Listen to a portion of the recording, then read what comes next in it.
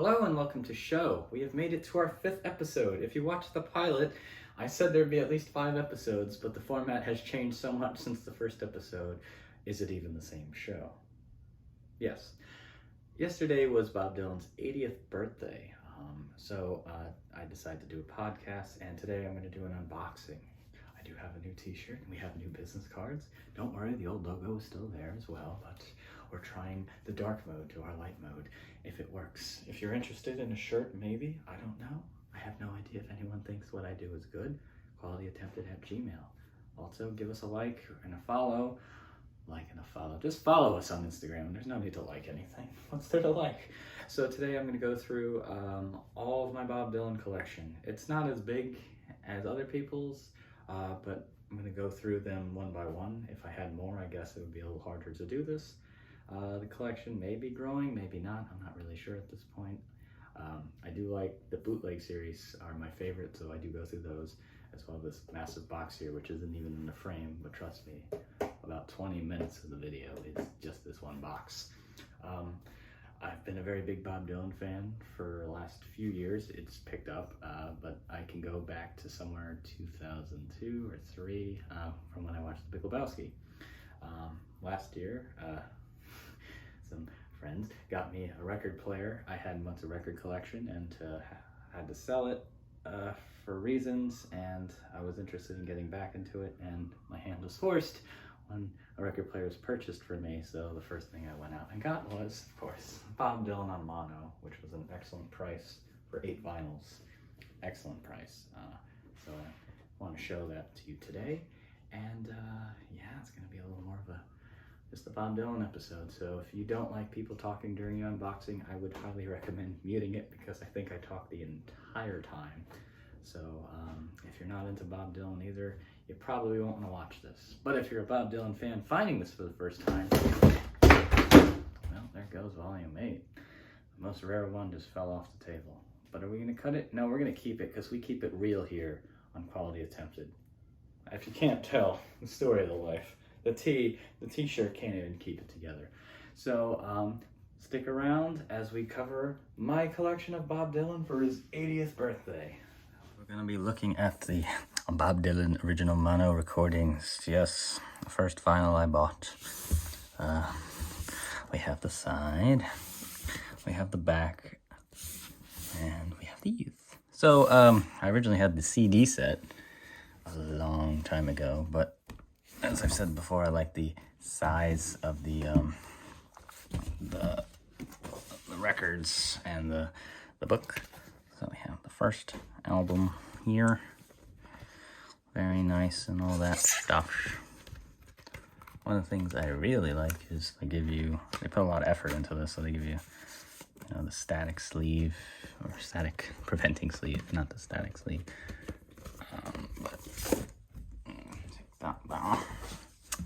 And then we have the original, if I can get it the fuck out. So you have what they would have originally placed it in, so I think this is kind of cool. Like if you would have bought it, so you can see the Johnny Cash album, and then of course in the back, the Duke Ellington, Dave Brubeck, and of course Miles Davis, one of my favorites. So I think this is kind of cool. If you want, you can also put it in there, but they give you the static sleeve, as of course. Next, the second album, Freewheeling. The cardboard on it is very, very nice. As you see. So just take out some of the cards that they have. So that way, some of them are different. Each has a little personality of its own. This also has different texture than the others. I don't know if you can tell, but it does. It doesn't have the glossy feel, which is kind of cool and representative. And it has the lyrics and stuff. And then you have the lyric sheet on this one, which is pretty cool. The times they are a-changing. And then we have another Side of Bob Dylan. This has the first 8 albums in mono. Like the Beatles in mono, there are nuances for the Dylan mono. Most noticeable on the, this one doesn't have it, on I think the Electric albums. Blonde on Blonde sounds fantastic in mono, but I mean, yeah, but oh, that doesn't sound good. Like a Rolling Stone. Sorry, the album with Like a Rolling Stone, Highway 61 Revisited, always sounded a little weird to me in mono. It just sounded a little off. This is the one we were talking about. It just sounded mixed differently. I don't know. It just works better in stereo for me. But it is pretty cool to listen to A and B comparisons. The Beatles, there's like whole videos on it, on the differences, as there are for Bob Dylan. But very cool. And then you get this reproduction of the, like a little sketch, which is really cool. And then, you know, one of his most integral. So it has the, so kind of has the gatefold. And then, very nice cardstock. And then you have the records in there. I don't want to keep taking them out. They are, but they're easier to take out than put back in as usual. And then the last one, John Wesley Harding. They said this one's just a mix down from the stereo version. So it's not a separate independent mono. It's just a mix down. So I haven't noticed too much of a difference between the stereo and mono. Perhaps people with better ears than me could have told you about it. And then, of course, one of the best parts is the very, very nice 12 by 12 booklet. I do love the booklets on the vinyl, so I do anticipate eventually, like, oh, this beautiful photography, getting more of the bootleg series that don't have box sets in vinyl. I'll show you that more in a minute. But it also has some nice liner notes. Photos like this I love, just him in a bookstore with all the books behind him. This is just kind of stuff I like. I just like real life photography. Some of these photos are reused in different reissues and seen elsewhere, but I've also never seen some of these photos. So it depends, but you'll see some photos some places, you'll see others exclusives. It all depends. That's why people collect stuff. You kind of, like in the studio. Clearly when it comes to Bob Dylan, I'm always all over the place. I'm like, I talk about this. I talk about that, and I always forget a million things. I'm very unorganized. It's because I'm not, you know, a true Dylanologist. I'm just a fan. And then when he... Very nice photography on it. I love it. It's him with Andy Warhol. Looking at a picture of Elvis with a gun. Always interesting. The original hype sticker that was on it. I love saving the hype stickers. I like to put them somewhere on the booklet so I know I always have it, because I don't want to put it on the box. I don't know, it feels kind of hokey and it takes away from the box art, I think. So I try to find a space where it would fit. It doesn't always work out for me, but I do like having it. It's just, they say a picture is worth 1,000 words. Like, what the hell is going on here? And a lot of times when I write, I can look at just a photograph and just start going off. It's always been a thing. I always liked picture prompts in school. I would just go on and on and on and let my imagination run wild. And then they give you the singles, which is really cool. And, you know, in a hotel room.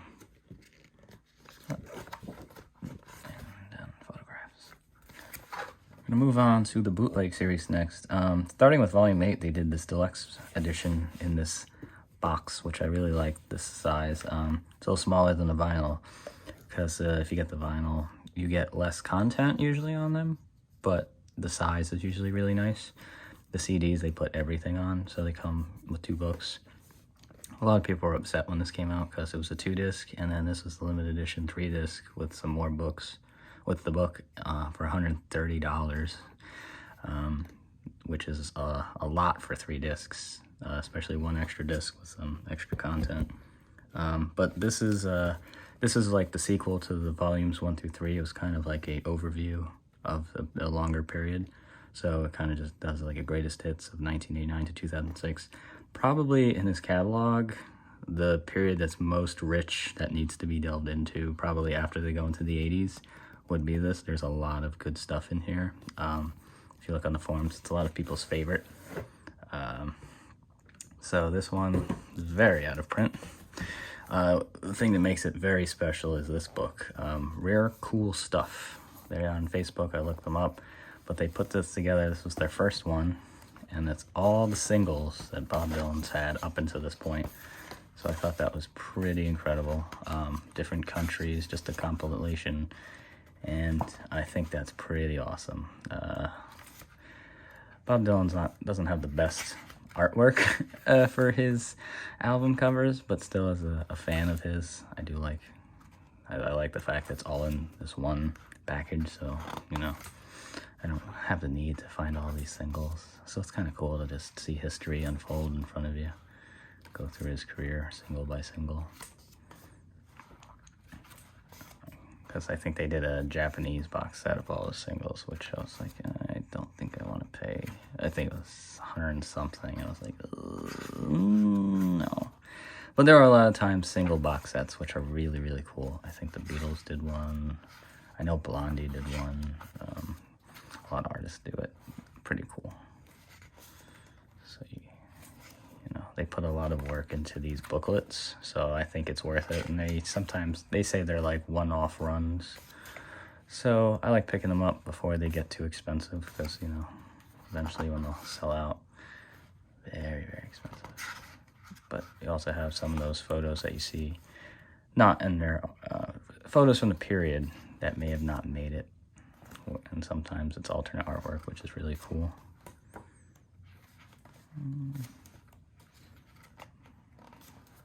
So yeah, we're still in the 60s here.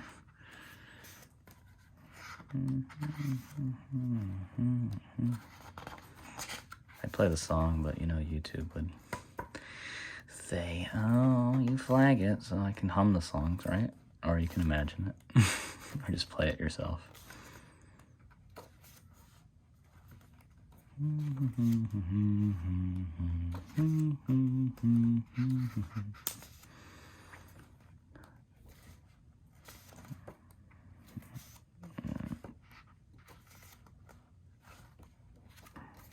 Yeah, you'll see different countries. You've seen, it's really cool. Otra Mañana? And some of these they do reuse for the bootleg series for some of the sleeves, these photos, which is really cool. So it kind of gives you like a nice little view. This is a nice overview of his career in this box, which I really think is cool. With the bootleg series, it's either an overview of a period of like a long period. So this was 1989 to 2006. The first one was, I think, 1961 to 1991. Or they'll do a specific show, and then they'll do a reassessment of a period, or just they have the copyright dump where they put everything from the period. So we'll get into more of those, but this is more of that whole like stretch of time. So like almost 20, this is almost 20 years that they put in there, which is really cool. The first one was 30, the second was 20. So this is in a lot of ways a sequel to Volume 1. Took a few volumes, and a lot of people have been clamoring for another one of these, which I'd like to see, honestly, but I really want them to get to the 80s next. I really think that's the one period that people always overlook. It's very misunderstood. He did play a lot of good stuff. They just didn't release all of it. And yep, so that's that one. And then they give you where the CDs are. I have the hype sticker. And then we go through the booklet. It gives you some notes. Sometimes the notes are different on the edition, so if we want, you know, the 2-disc, you'll sometimes find some different content. Always like this photo. If they do the 80s, I feel like they're definitely going to use him walking to New York in the 80s. It's very nice. It's him with Jerry Garcia from the Grateful Dead.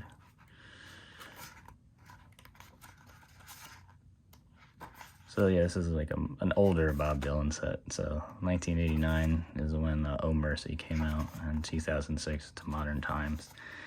Have him in the 90s, around the time he did the Supper Club shows.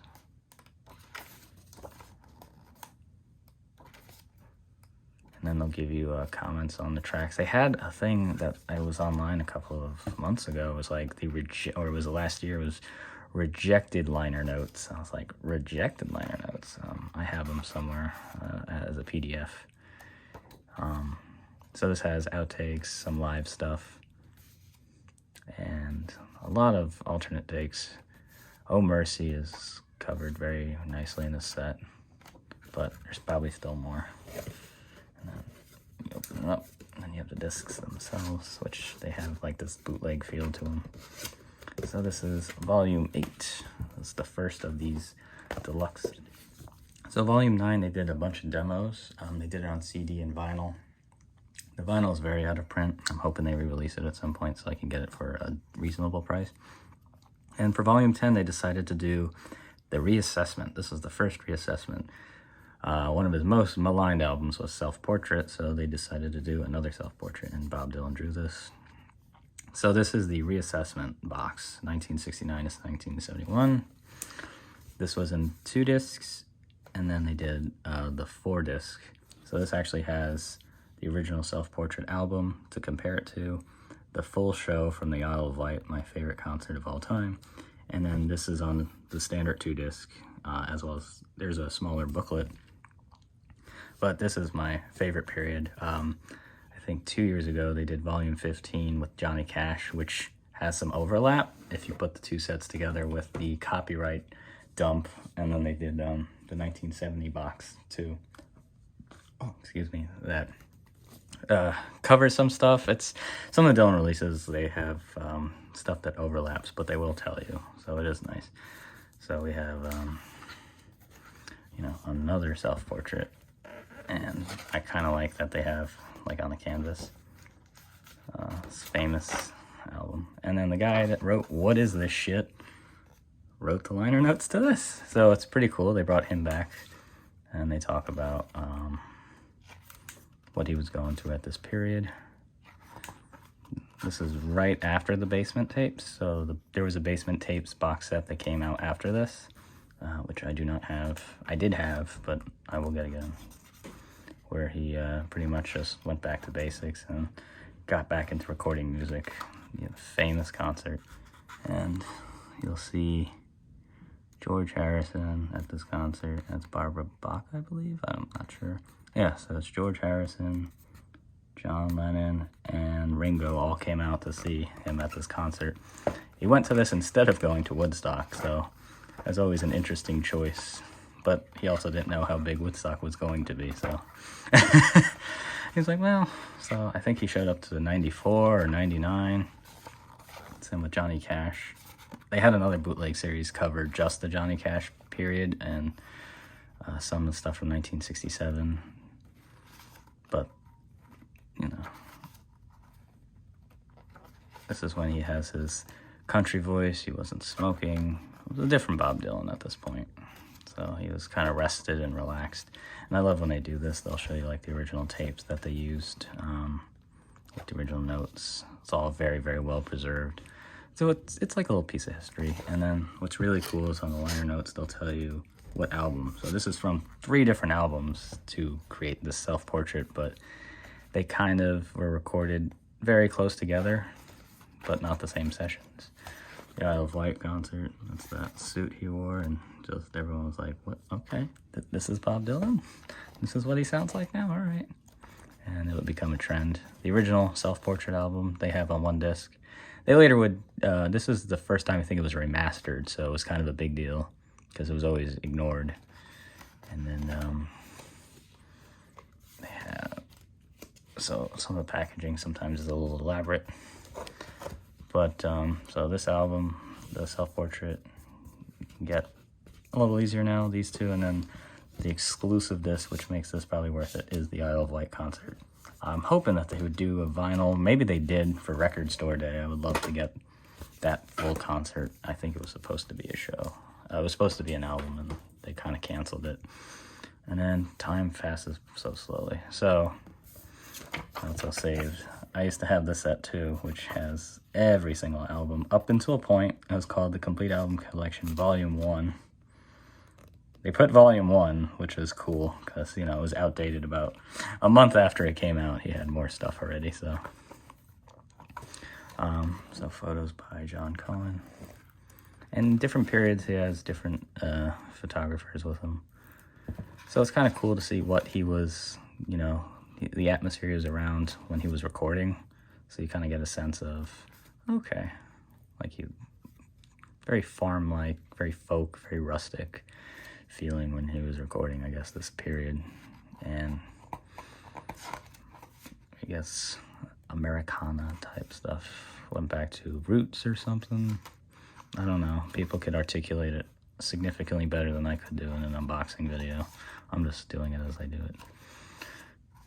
Just chilling with this kid.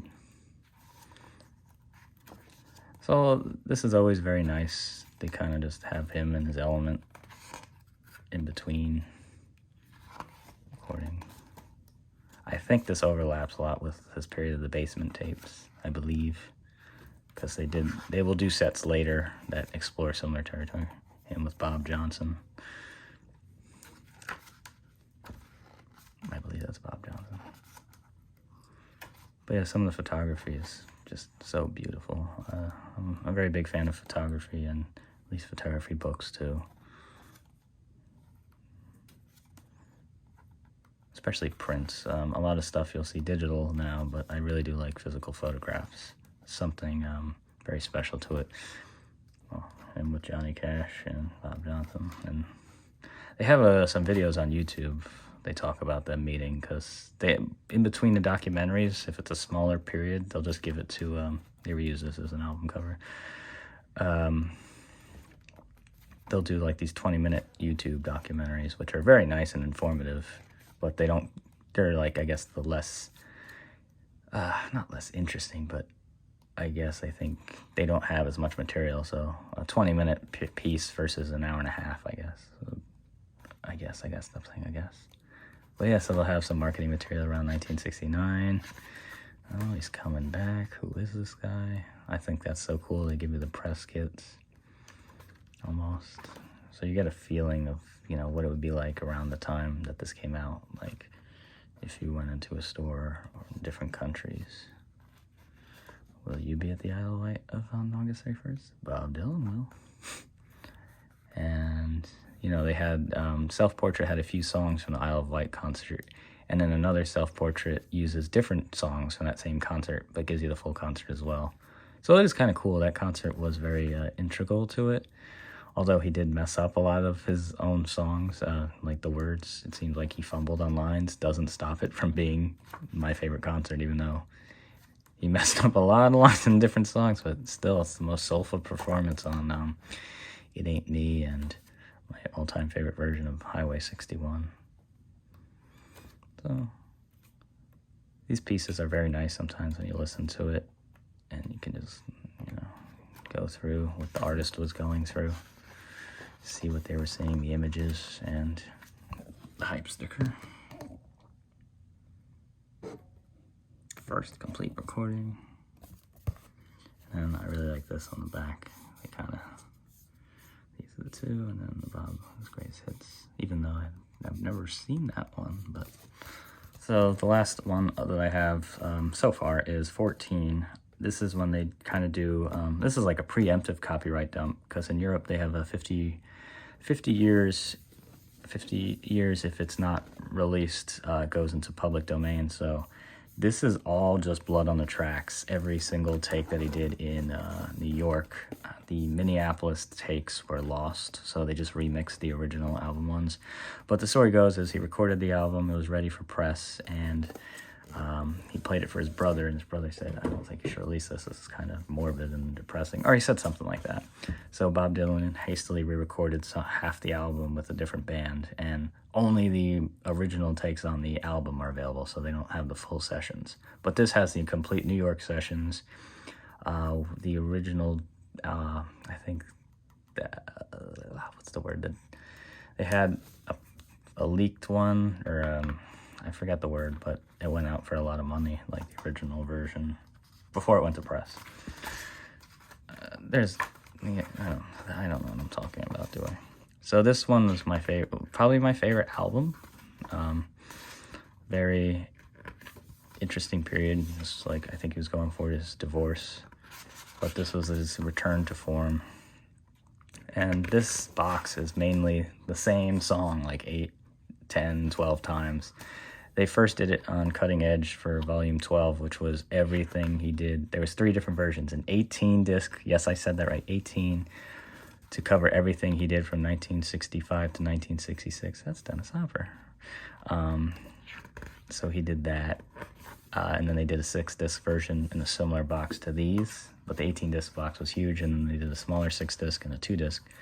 So that was to preemptively for the copyright, so that they don't have to really worry about this when 2024 comes out, because it's already out. But a lot of this was on the 1974 tour, when he, a lot of the photos you'll see are when he was with the band, when he was still with Asylum, before the flood. And this predates the Rolling Thunder review. So this was in between 74 and the Rolling Thunder review. In fact, the picture on the album cover was from him when he was in concert on this tour. I've always really loved this photo, and I loved how they like picturized it, or whoever did it. I really like it. It looks so cool. And then they have a facsimile version of his notebook. There are some pages missing, so the makers of it are like, here's the PDF, and people were pissed off, and they were pissed off, but you'll see some of the original lyrics to Tangled Up Blue. It's really cool that they still have some of this. This is, I think, all in the Bob Dylan archive in Tulsa. Hoping to get there someday when they open up. But really cool.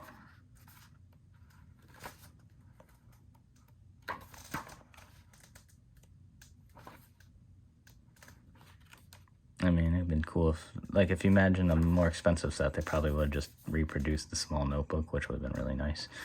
But, I'll take it. You can always be a picky fan, but it's always fun. A lot of great photographs during recording of it. So, a lot of the bootlegs, I think they called Blood on the Tapes. This is called More Blood, More Tracks. Oh yes, the acetate, the original acetate of, that was what it was called. And then that got out and fans bootleg that. The test pressing, that's it. They released the test pressing on Record Store Day, which was so cool. And then this is the photo, which eventually made it to the album cover, which I thought was really cool. Anytime I see this pink and blue, I think of Suspiria by Dario Argento. Like, I don't know. It's something about that movie. Just pink and blue lighting always makes me think of Suspiria. And Inferno, too. If you don't know what that is. They're horror movies. Italian horror movies from the 70s and 1980s. And then it shows, him on the charts. I always think it's cool when they put these out. And then you can see, what else was out there, Never Can Say Goodbye, Butterfly. Like, you can see the singles that were out. I think that's just so cool. 8-track cassette. You have the whole feeling of what it was like to be in 1974 around Mr. Dylan.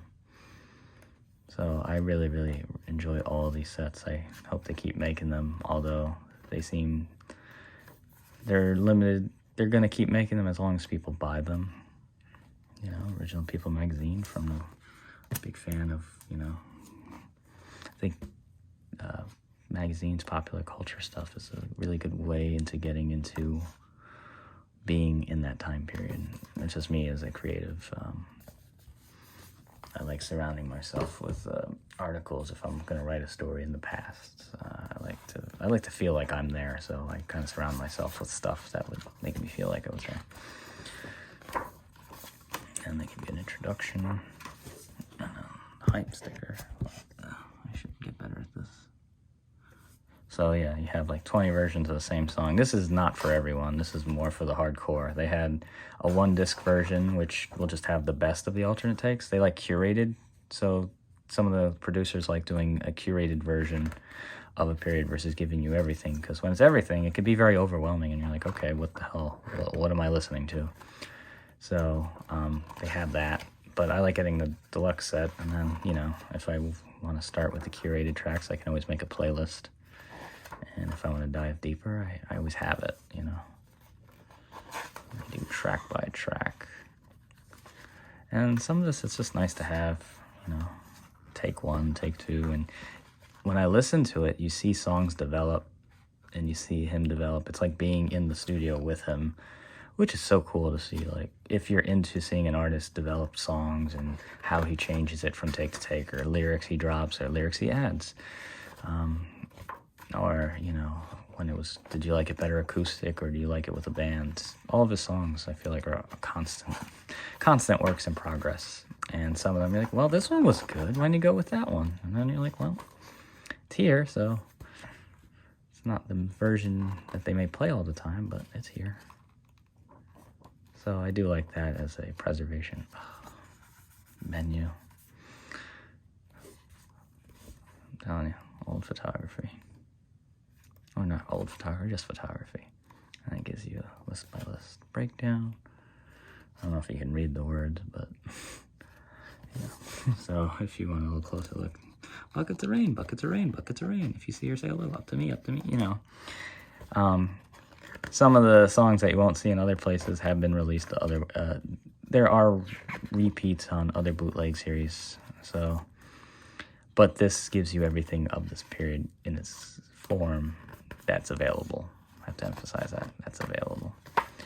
And they give you, you know, discs. And I think this is the last set like this. Volume 15 was like a smaller box and then the vinyl, so I'm hoping the 80s one is in a similar fashion to this. Next up we have the Isle of Wight, which I mentioned before was my favorite concert, so I haven't fully read it. I've read parts of it. This is really cool. It kind of gives you a kind of a feeling of the show other than Bob Dylan, so I think it would be cool. Oh, that's a naked lady there. Of what was going on in the show. Pretty cool, I think. Yeah, here's John Lennon, and there's George Harrison, and Ringo again. Paul did not come to the show, so 3 out of the 4 Beatles came to see Bob Dylan. Paul did not. And he's like, yeah, not for me. And I believe the Beatles were still together at this point, so it's a interesting absence there. I thought it was pretty cool, but I want to give it a little more of a more serious read versus just a casual read. But I thought this was really, really cool, and looking forward to it. It's a nice companion piece to the self-portrait, so you kind of get the whole feeling of that. Next we have the Bob Dylan Anthology to celebrate the 200 editions of the magazine, based off the song Isis. Yes, he has a song.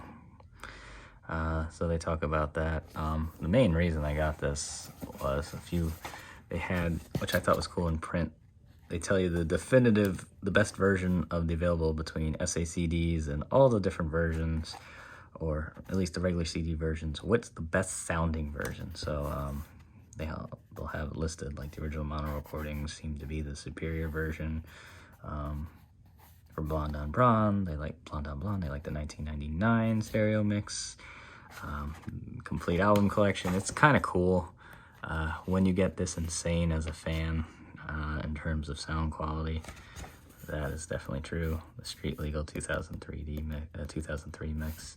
But it's really cool that somebody put as much effort into it. So it's, they're a magazine of very passionate fans, and they make quarterly magazines.